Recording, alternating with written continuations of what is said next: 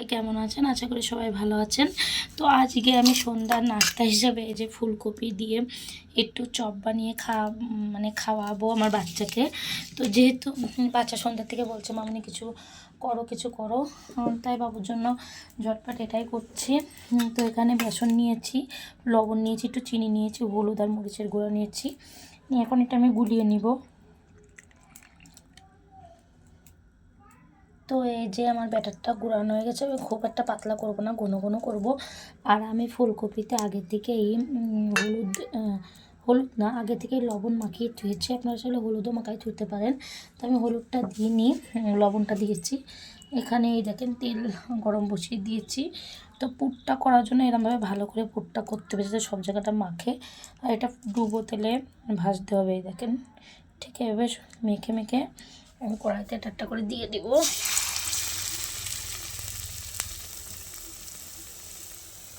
একটা করে দিয়ে দেবো, আস্তে আস্তে জালে ভাজতে হবে, নাহলে কুক হবে না ভিতরে ফুলকপিটা।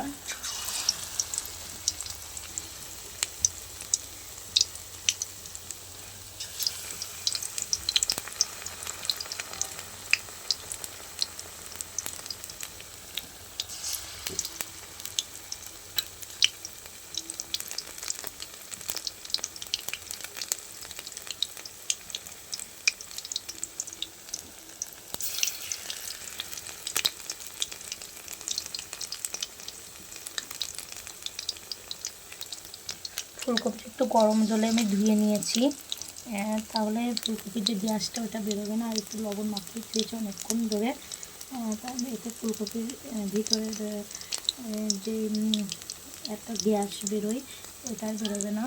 তো আমি একা একা সব কটাই দিয়ে দিলাম, আর এই কটা আমি আর একবার দিব। তো এবারে এই পুটি পুরট করে এগুলো ভেজে নিতে হবে।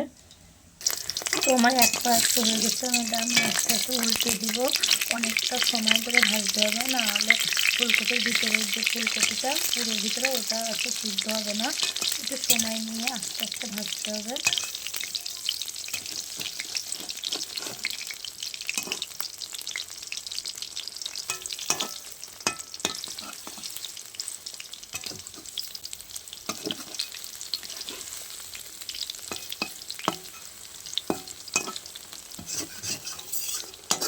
এই যে উল্টি পাল্টি সুন্দর মতন ভেজে নিতে হবে।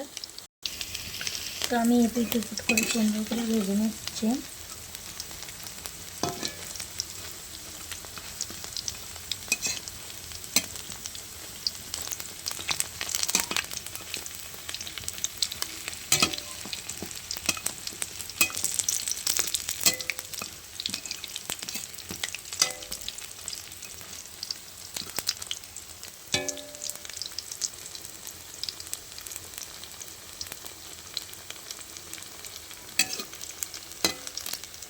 তো আমার হয়ে গেছে এক পাশ, মানে এক করে।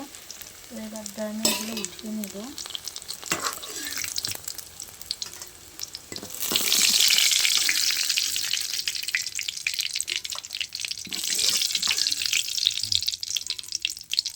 বাকিগুলো এবার আবার দিয়ে দিব।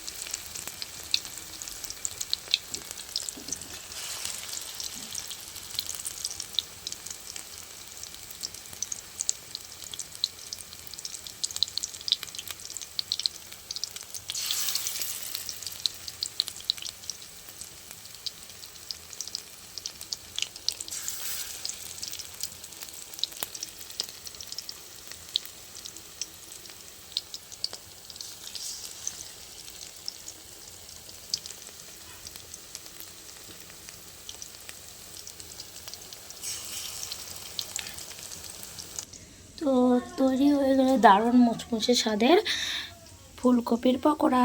কেমন লাগলো অবশ্যই কমেন্ট করে জানাবেন। সবাইকে অসংখ্য ধন্যবাদ আমার ভিডিওটা দেখার জন্য। টাটা বাবাই, শুভ সন্ধ্যা সবাইকে।